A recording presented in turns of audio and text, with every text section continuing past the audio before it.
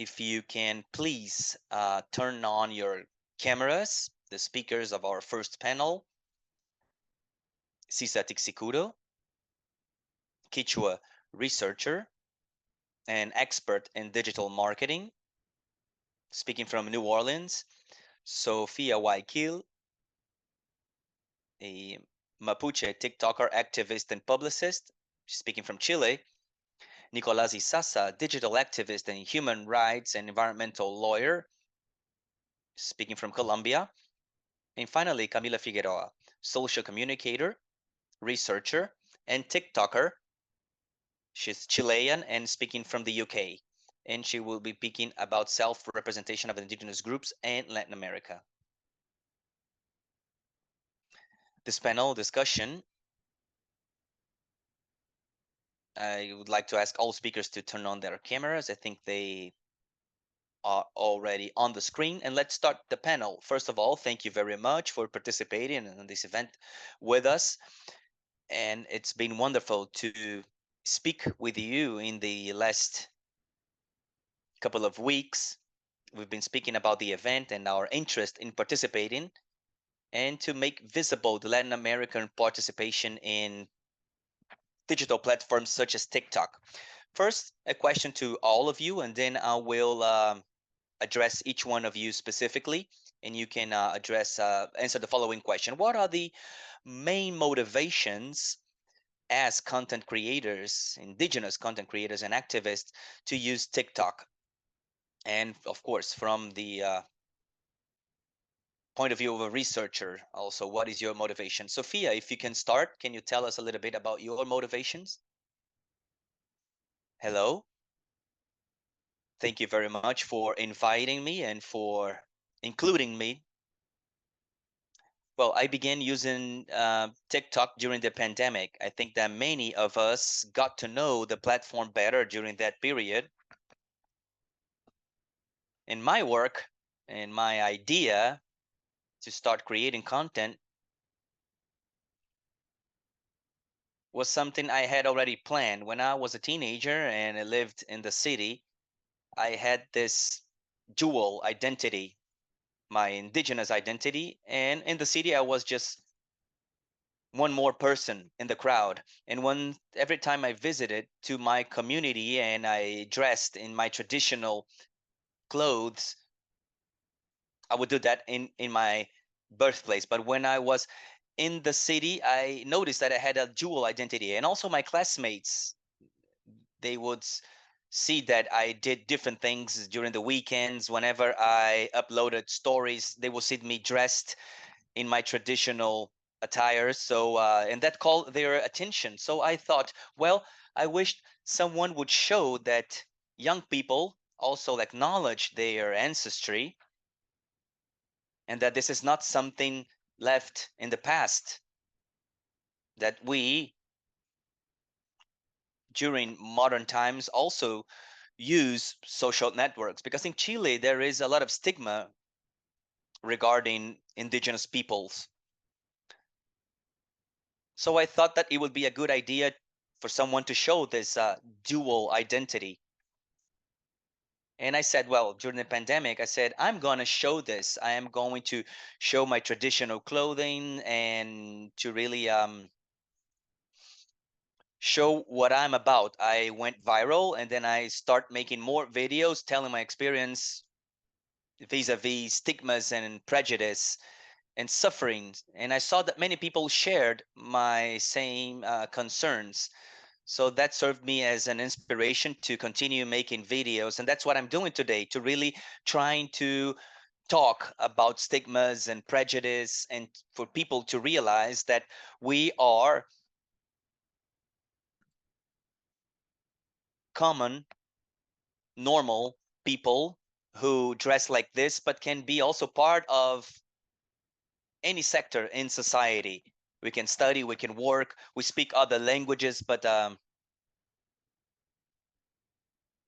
and that our identity is not only something that we find in history books or in colonial times,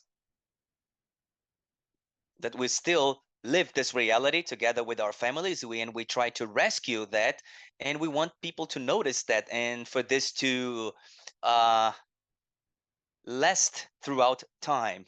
I don't know if I can add any more than that for now. Thank you, Sophia, and let's now move on to Nicolas. Nicolas, can you please tell us a little about yourself, your experience with the platform, and your inspiration to be a part of this platform? Hello, everyone. Thank you, first of all, for having me today. It's really exciting to be here with you all, to share these words with you, getting these insights from different parts of the region. Uh, the motivations that really led me to create content from over here in Colombia would be first of all, the internal Colombian armed conflict and the socio-environmental conflicts, which are more linked than you think, and the injustices around them. I am a lawyer, thanks to a scholarship I could get. And if it hadn't been for that, and as is the case for many young people, I would have been able to study without it. I could see I got to meet human rights defenders and NGOs who devote themselves to the defense of victims of the armed conflict here, displaced victims. Um, when a civilian becomes a military target, so to speak, and he becomes murdered, and then it turns out that it wasn't a combatant at all, but just a civilian. And this is the reality here at times. So we defend them and victims from oil companies, mining companies, all of this extractivist industry, which is the scourge of our country, and not just Colombia, but the entire continent. And there I could uncover my passion for activism, environmental, social activism, and social. And in Colombia, there hasn't been much dialogue about this. So I took it upon myself to begin that dialogue on social media.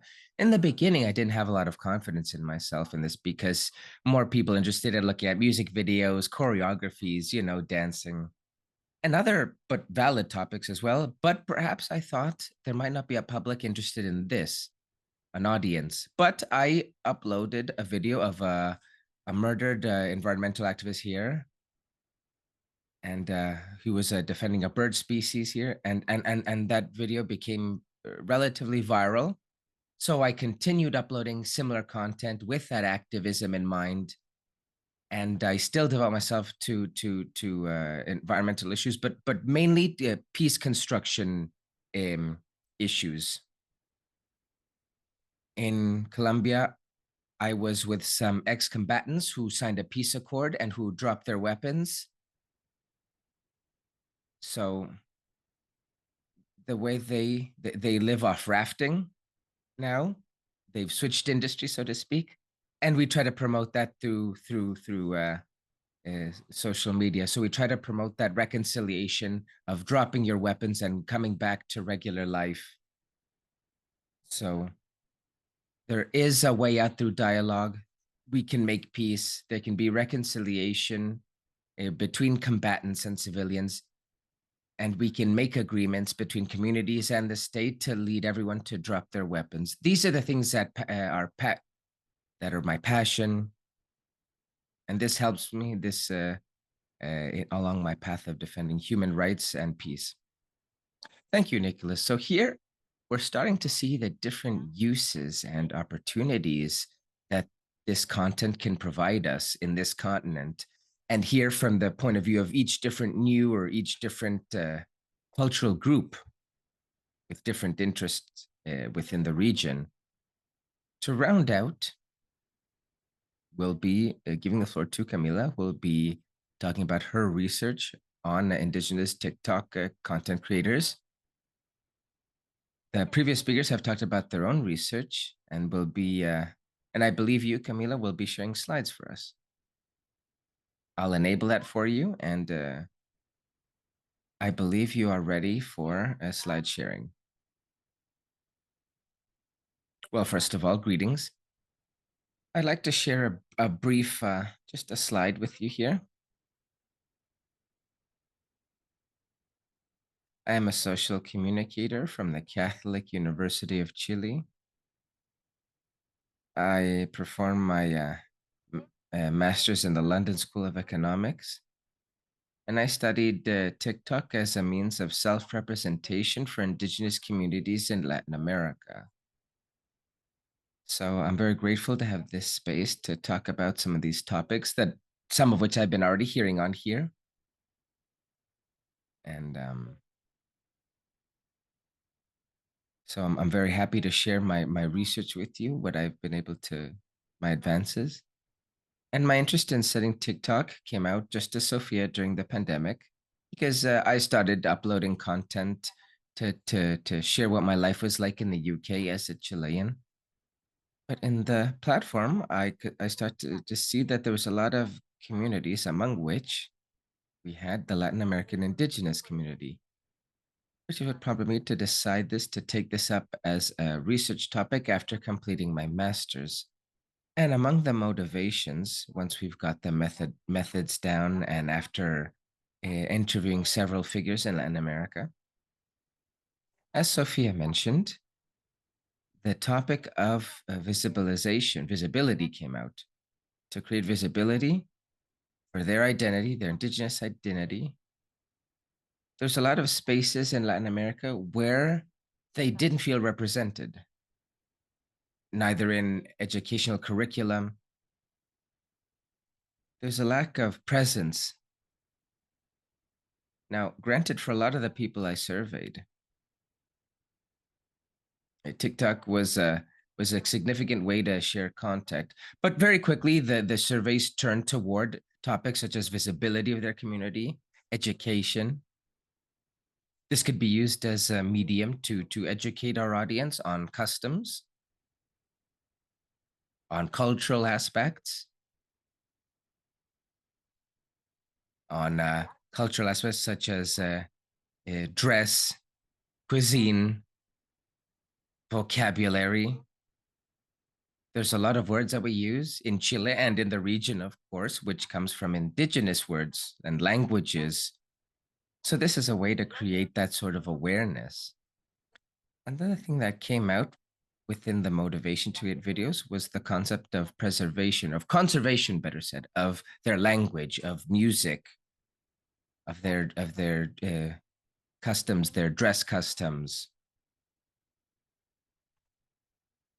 and to pass this down generationally. So this was a way to disseminate culture throughout.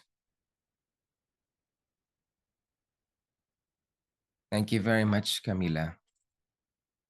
Now we're looking at a research perspective.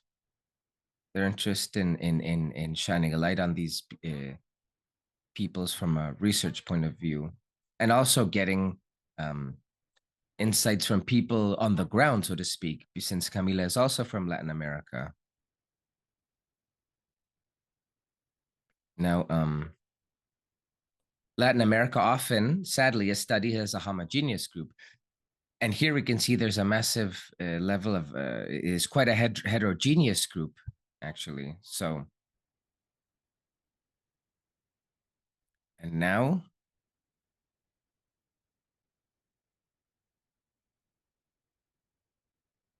here Sisa will be sharing a slide with us and sharing a few words. Good morning. Thank you for having me.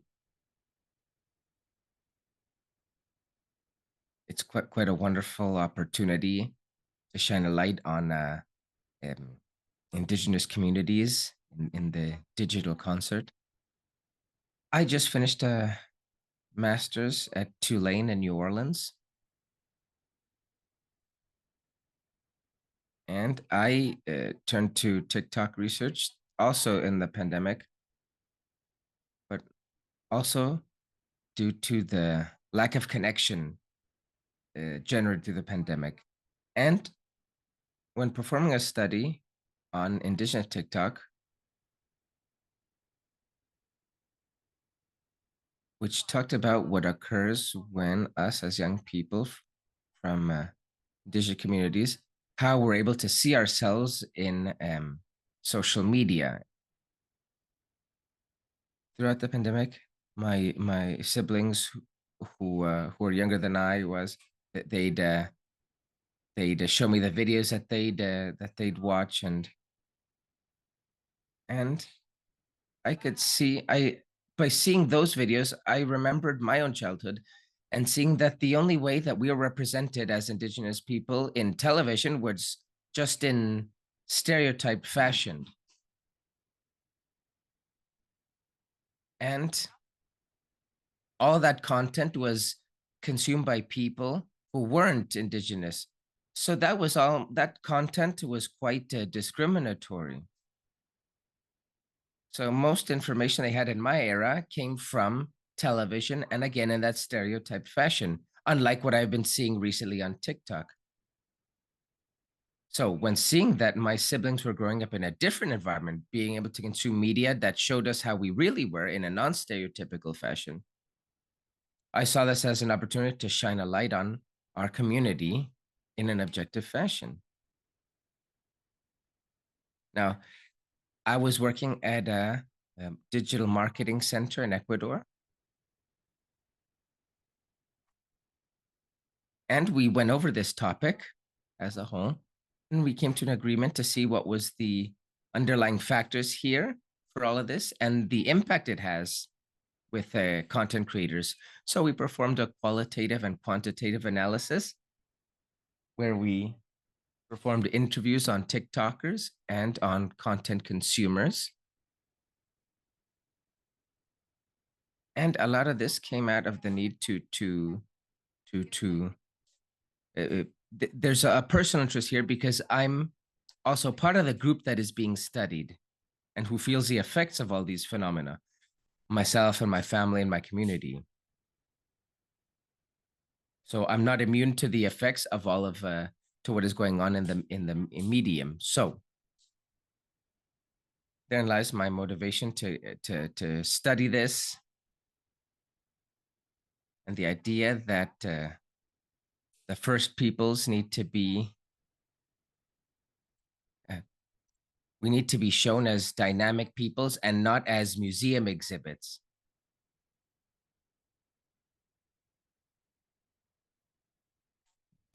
Thus my interest in digital marketing to show this, because with my experiences, I'd like to share this with others. We are people that are in constant change, but it doesn't make us less Indigenous than the prior generations. We're just a people in transformation, just as many others. Well, we're still carrying the torch, so to speak, with that cultural heritage.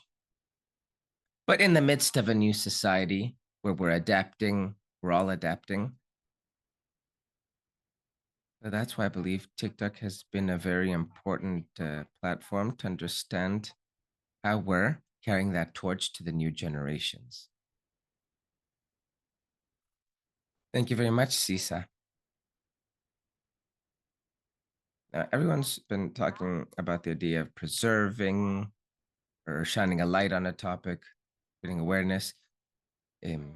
Nicolas talked about the conflict in Colombia. So, and the other panelists talked about preserving culture and reinventing. And all of this through the common topic of social media. Very interesting. I'd really like to know a bit more how the work you do makes it possible, how this reinvention, reframing possible. Perhaps Sophia could start things off. What would be the challenges and opportunities you see now as an Indigenous woman creating online content? What opportunities and barriers have you met throughout this journey as an Indigenous TikToker here now in 2023? Main challenges have been, if you ask me, are, well, in many areas, because in my community, there was a problem of a lack of approval in my community of what I was doing. I, on the other hand, thought that it would be a source of pride in order to share with other cultures and but there are a lot of people within the community that saw this in a negative light because they didn't want everyone to know about us, or they didn't want to put us on the forefront, or they didn't want to lead to stereotyping. So so this was something that really did that pushback did really at first did affect me a bit, but there I started to see about the accountability I had, because I was making videos for inspiration. My main goal was to target the adolescent community when our communities, when with our reunions, they would participate, the adolescents in our community participate in some of our cultural meetings as a group, but with a lack of interest. So I wanted to create content oriented towards them, to create interest in that group, to make them realize that they are part of one of the first peoples. So when some communities, where there was a bit of pushback from the communities, from the content, what I was doing in the beginning, I started to question what my goals were, if what I was doing was right or wrong, what things would be like, what the effects would be. And I could see that there's a lot of challenges, not just within my community, but also outside. But people need to see us. We need visibility. They need to know who we are. In case of my culture, we're very closed off, and it's due to this negative stigma that we're very be conflictive. We can have territorial disputes, and that's why people, when you position yourself as a Mapuche individual or from the First Peoples, you're seen automatically as someone that is combative. Instead of something positive, a person who will bring conflict. And I believe that I'm totally the opposite. Although we've had our struggle, but I do have a history as a person and as a community which embraces the Mapuche part, despite everything. And I really feel like creating awareness here where others would ignore this. So I'd like to show this from the source. It's not just what you see on the news that we're just violent. Every time you see Mapuche on the news, it's not all the violence, it's not all this or disputes. No. The conflicts or struggle that I've had have been more of a day-to-day life sort of thing.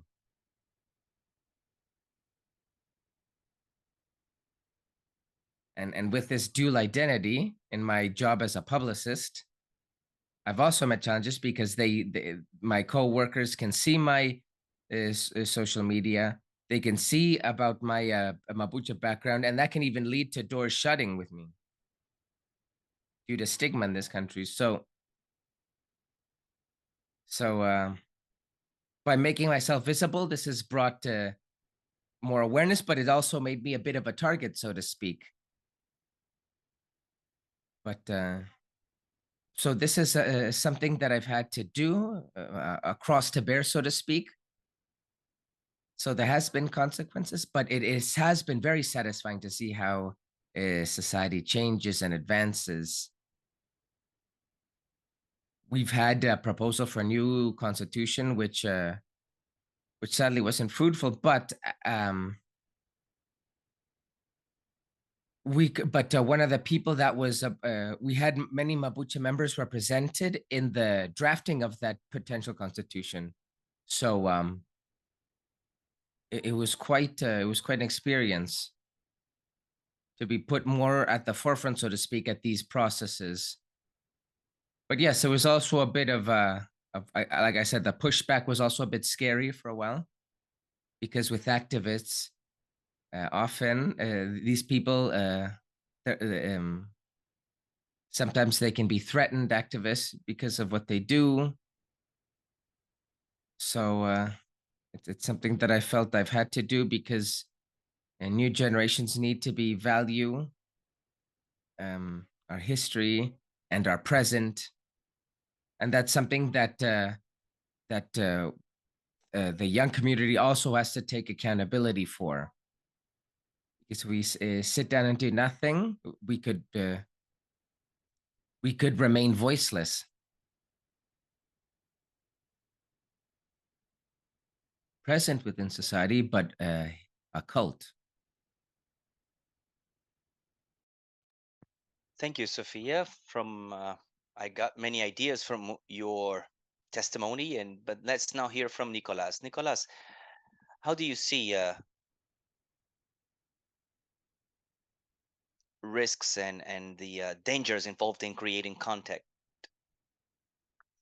I loved what Sophia said. I was paying a lot of attention to that. Well, as for opportunities, I see that social media can provide an opportunity to make a living out of it. And this is quite positive among many negative aspects. You can really set up projects, connect with NGOs and other institutions. This very same panel is only possible through social media, and I was able to reach the world because we are now present everywhere. Also, to build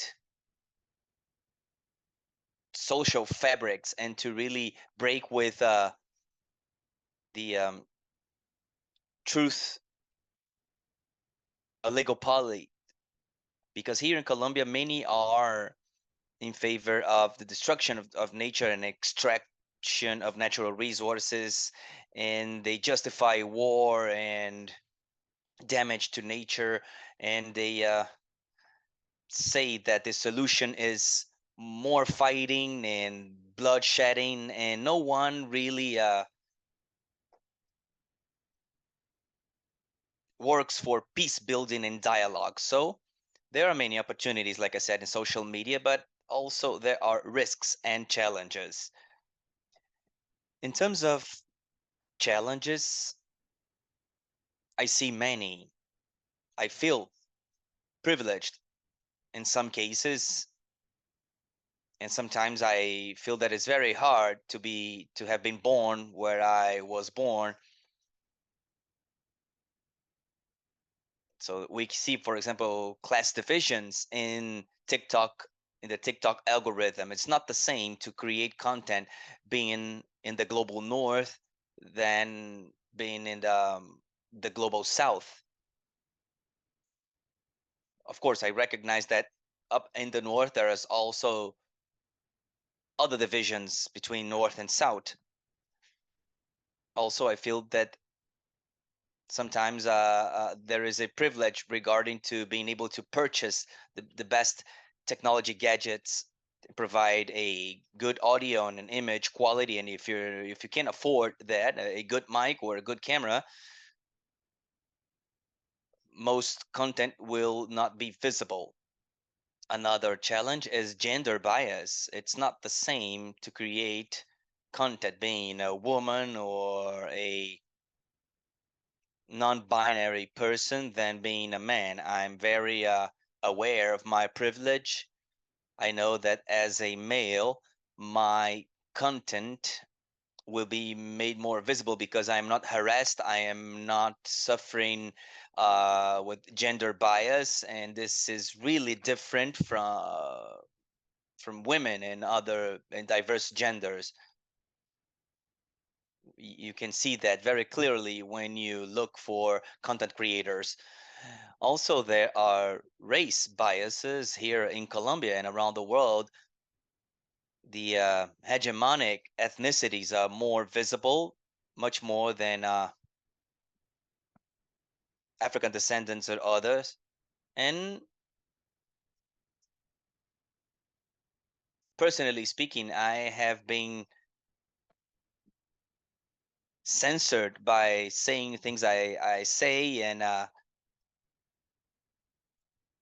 claiming things that I claim. So we start really using strategies such as writing words with different characters so that the algorithm will not identify that and detect to censor your content and really deleting your content like happened to me. There are risks also in terms of threats. I've been threatened quite a bit. Unfortunately, this really shouldn't take place just because you're creating content. I feel that I'm not really harming anyone, but I have received threats, and this also affects our mental health. If I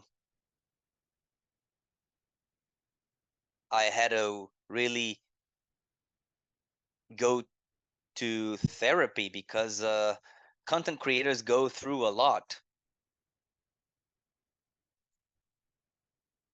And when we talk about mental health and the and degradation of mental health, this is a very deep subject because this implies also healthcare costs, which in Colombia are quite burdensome. So there are many other aspects, but I will stop now. Thank you, Nicolas. There is a lot to speak when we refer to these topics. This is a very deep issue. But now let's move on to other members of our panel. I will change a bit the perspective of our discussion. Nicolas mentioned the difference between the global south and north. And you and we are Latin Americans. However, we are geographically living in the north of the planet.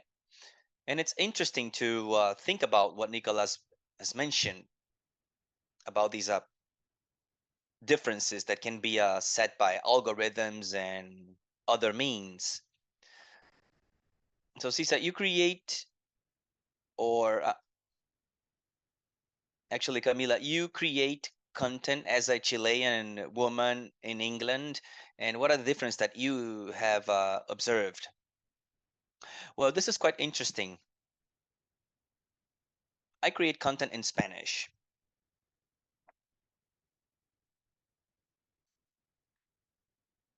So it's very difficult for me to engage the English speaking audience because I speak Spanish, but and I try to use my hashtags and my content to engage with Latin American and Chileans.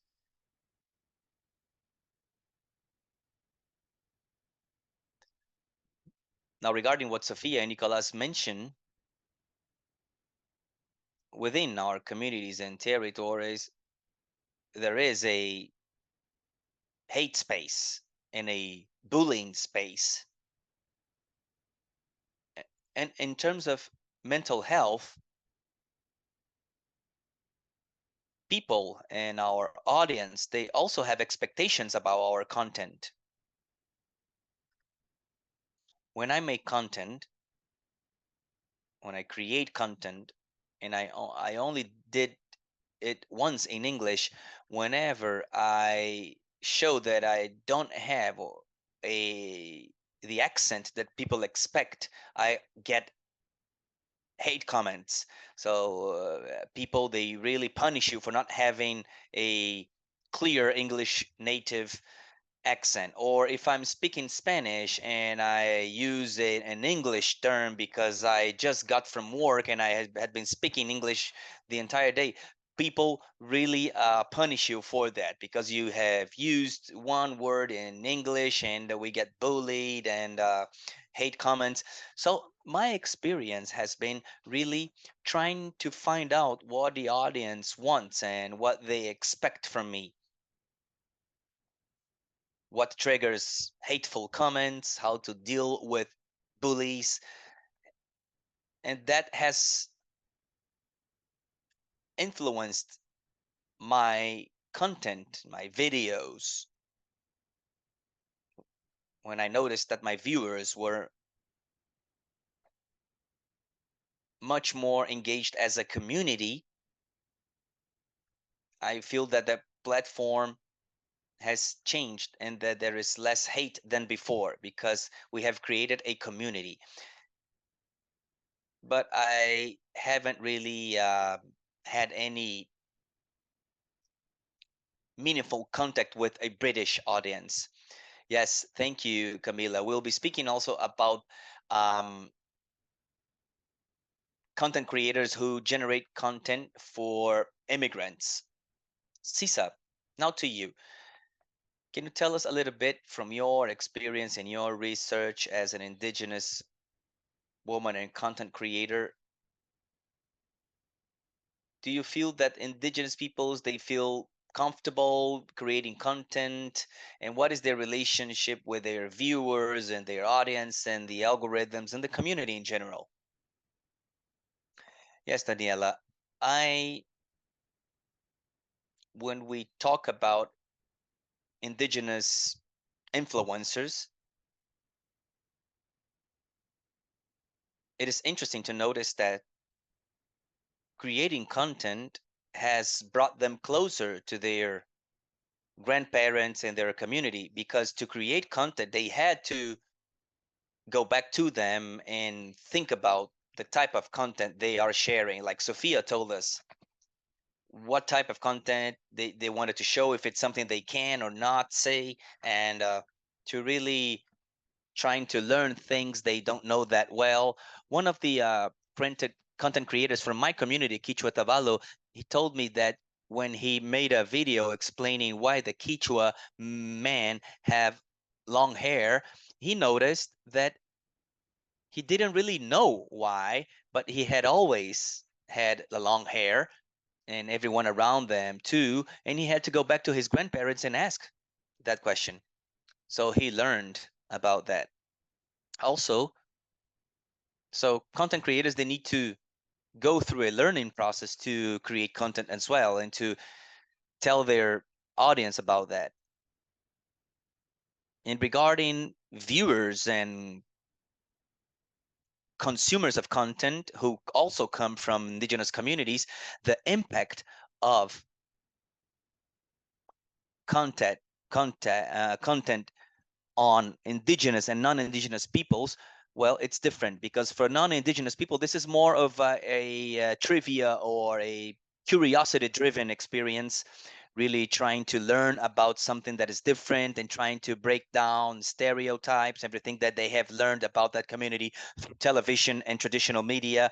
Now, for Indigenous viewers, it is much more about identity, because they see themselves reflected on that content. They feel more proud about that too.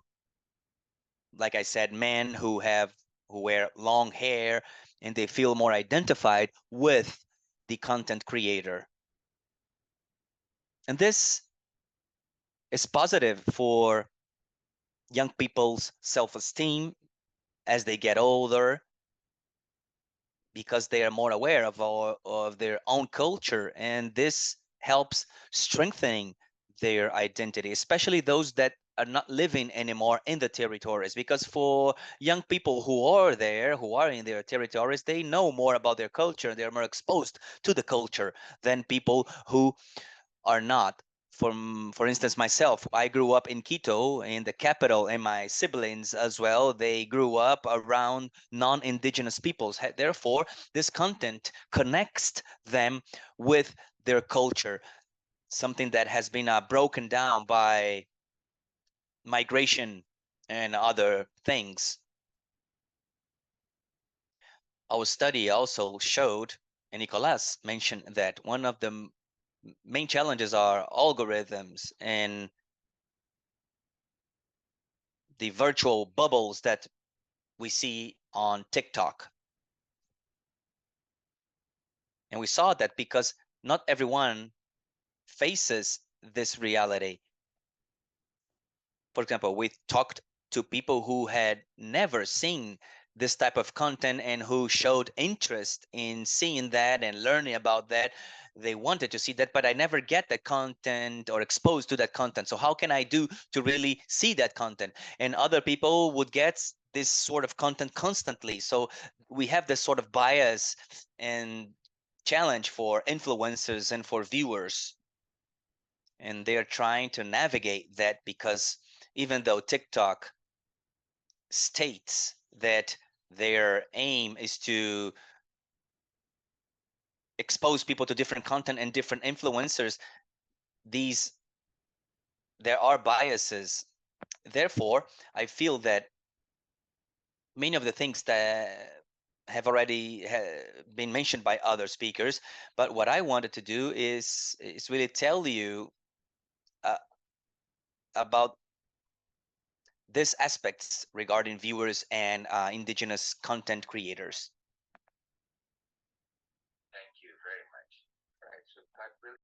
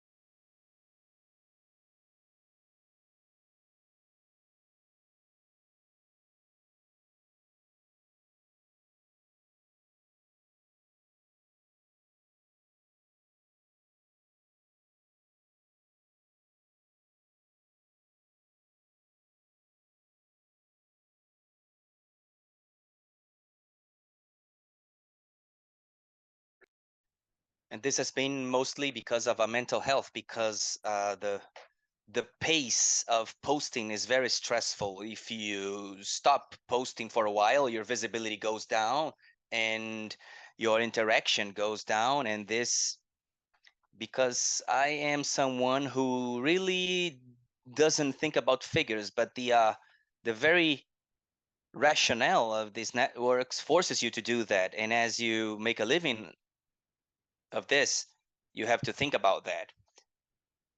I wished I could only create content from my heart and not to think about my subsistence in my economic life. And of course, we always find ways of really fooling the algorithm, silencing words, using codes, and that. Thank you very much. We'll see what Sophia says about this.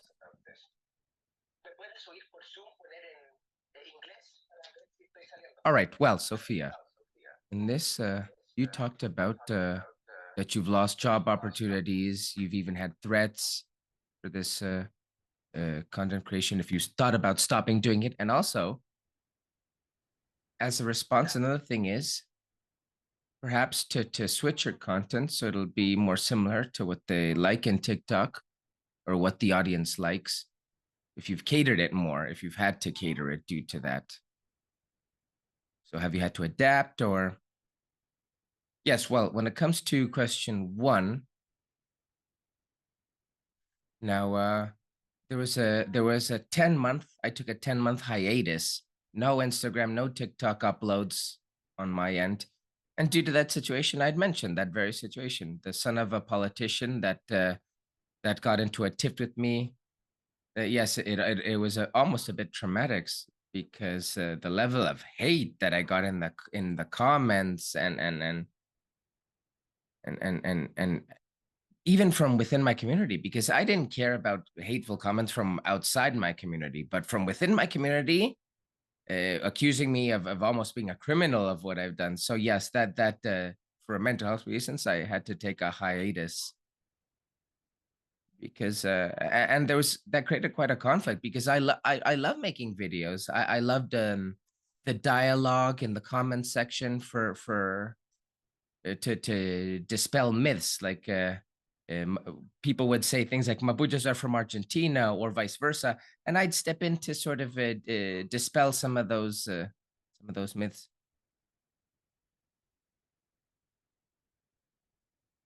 So um yes, you can see that there's ups and downs. Your videos can become viral, or you can also see when you lose followers. But we do like the figures. We do like when there's a lot of dialogue with our content. We do like to get the views. And when we hit a snag or something goes wrong, yes, it is frustrating. You'll ask yourself, well, what am I doing wrong? So I did. I left it for a while, for 10 months. And people asked me to come back. People said that I needed to come back, that to forget about everyone's negative comments, that to not focus on negative comments of people that don't really understand what you do. They tell me to keep going, and I was in a place that was more exposed to militarization than ninth region, this more or less the south of Chile, a more a hotspot, a conflict region with the Mapuche versus the state, the territorial claims and so forth. So there was quite a military presence, armored vehicles. So it seems like I like to think that we're more peaceful on our side. And there's a lot of sensationalism on the news, a lot of myths going around about us, framing us or painting us as all terrorists and so forth. So yeah, I did feel more exposed, more threatened during that time. So I took that 10-month break really due to that situation. And now I'm not in the ninth region anymore, but I'm in a region where's another further south, bit more tranquil. There is resistance, but through other means. So I do feel very welcome here. So I've started making content again, and it's been wonderful. It's been great to be back, and that's been so yes, that's been a driver of how to shape my content. And yes, you had talked about monetization because yes, I do have a job, but I do like, on the other hand, making video content, and I've seen that other influencers, I've seen that brands seek them out for sponsorships because, and I understand that as a publicist. So I've also got in touch with influencers to try to offer projects with brands, good pay, and so forth. And sometimes you've got people with lower visibility than I have or less followers than I've got. And to see influencers with less followers but with more sponsorship with even less followers than I do, yes, that is a bit frustrating. So it makes you ask them, then how come I'm not paid and sponsored if I've got more views, more followers than them? So I uploaded a video about that topic, and shining a light on that stigma, because some brands don't want to taint their image, so to speak, with by associating themselves with us due to all this. So I've had brands not seek me out, or brands drop me halfway through the project when they find out about what I do, or if the Mapuches come back in the news if there's a flare up. But they don't understand that we're diverse groups, and that what goes on in one region doesn't necessarily affect the groups in other regions. So I still want to shine a light on the stigma, this prejudice. So there's been that dilemma. Should I still talk about this more political issues, or should I switch to more family-friendly content to cozy up to sponsors? So yeah, that's something that's been keeping me up at night. But the main trends, dancing, and I do enjoy dancing, but I do not like to share that part in social media. So I know that a lot of people monetize over that sort of content, just innocent dancing or singing and so forth. But it appears to be problematic when you create content as a Mapuche in this country, and that's what I felt. But I just like to continue to shine a light on this situation, and that at the end of the day, we're just regular people, just like everyone else, and that we need to shine a light on our culture and our people to get more understanding about us, so people realize that we're people just like everyone else.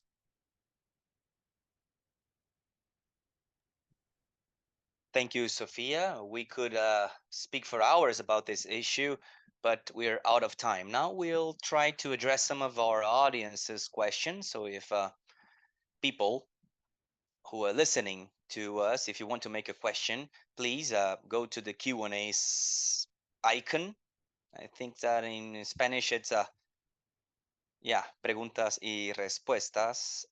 And we have a couple of questions that I want to share with our speakers. The first one has been, I think, partially addressed or answered with the last comment, but I will repeat it anyhow. I'll translate it from Lisa. Thank you for your amazing and inspiring stories. I am Ido from Israel, and I would be very curious if you could reflect on a moment you realized that your indigenous identity was working against you, that celebrating your culture was misunderstood by the crowd and caused a specific instance with a follower. How did you manage that? I think Sophia mentioned that, but maybe someone else would like to add something to how identity and promoting your culture has affected you. If you can please repeat the question.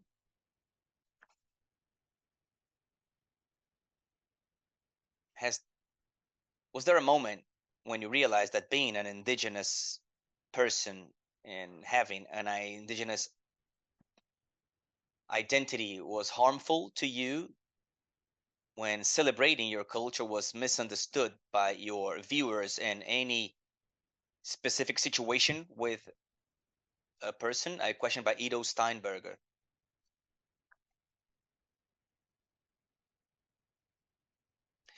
Well, I have many stories regarding viewers, people who get offended, who correct me, who think that they know the truth, and they tell me that I don't know anything, and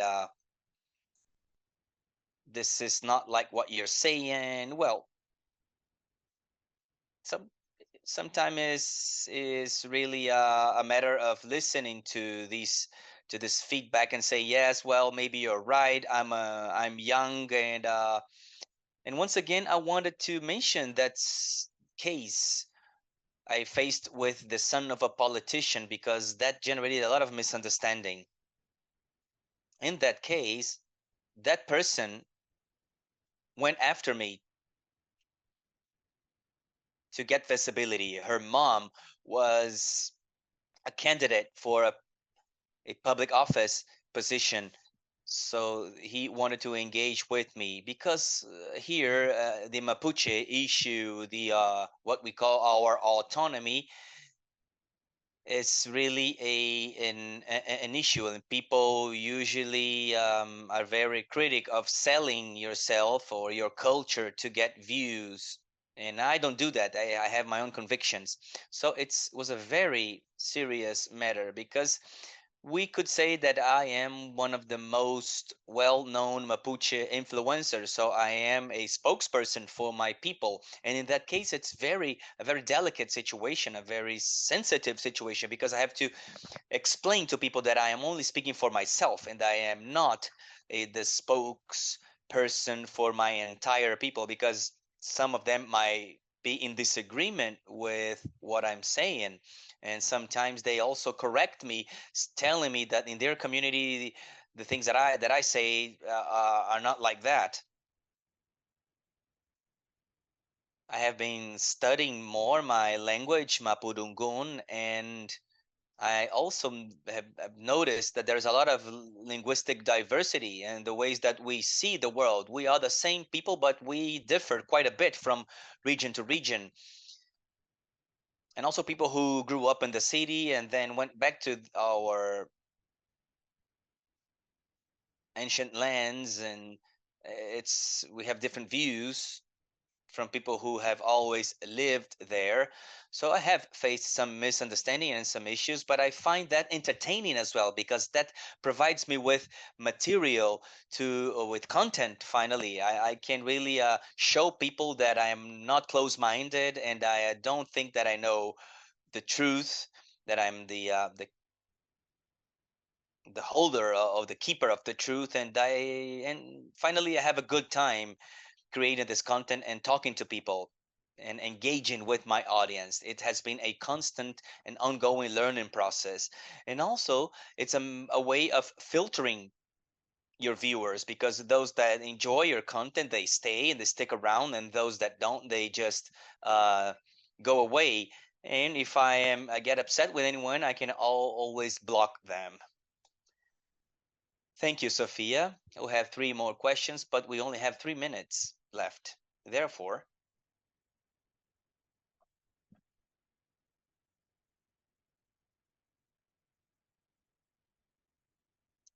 I want a brief answer to you from you to this question. From your perspective as a content creator or researcher and activist, Barbara Lopez is asking, what are the differences between the violences you observe in the global south versus the north? Sisa, if you can start. Hello.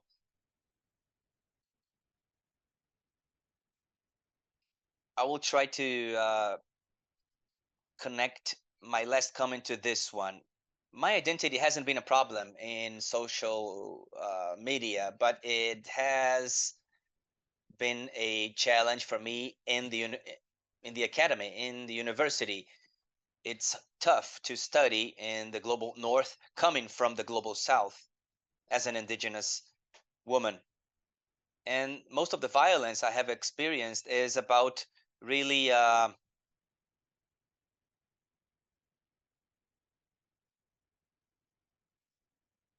ignoring what I have to say, because what I say doesn't come from books but from lived experience. And my research about technology and indigenous peoples has led me to encounters with other academics who really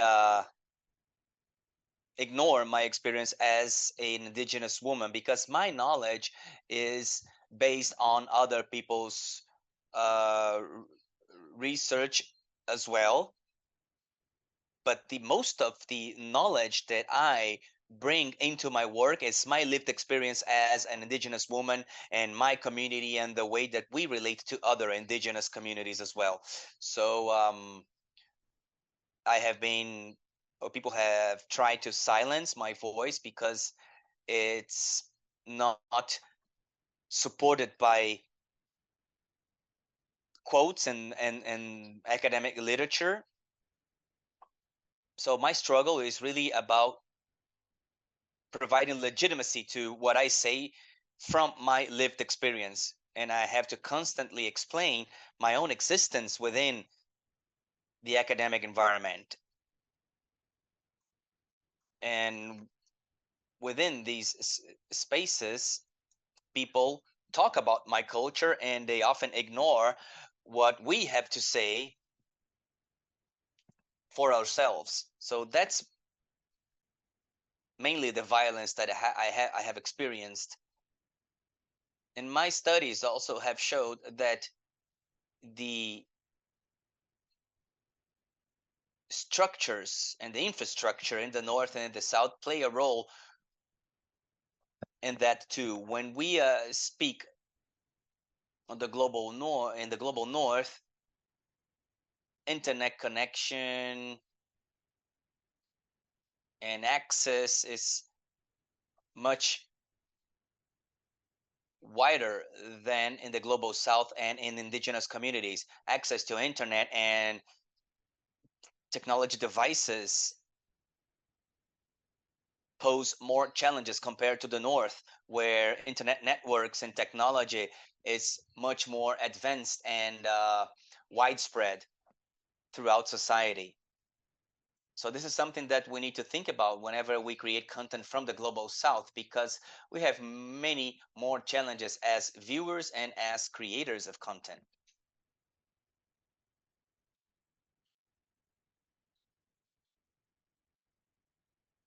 Thank you, Sisa. I think that we're out of time. We had planned a break. Now we will break for 5 minutes, and I wanted to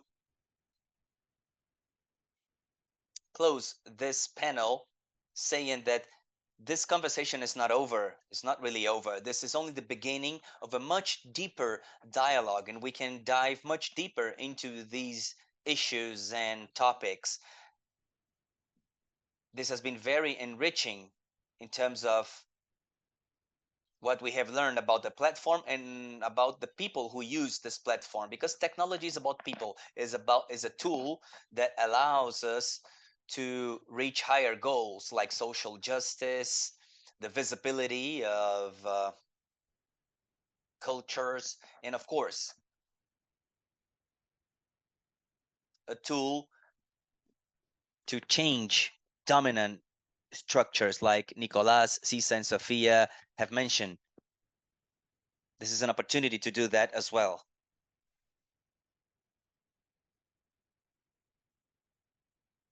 So once again, we hope that this is only the beginning of a longer conversation. Now we'll break for 5 minutes. I would like to thank all speakers of this first panel. This has been a very fruitful conversation. And we, as TikTok researchers, I believe that this is the first time that we have addressed TikTok from this perspective. And this will be recorded and available in 2 languages. So that now we'll have a much wider spectrum to analyze this subject. And you as experts, your feedback has been extremely valuable.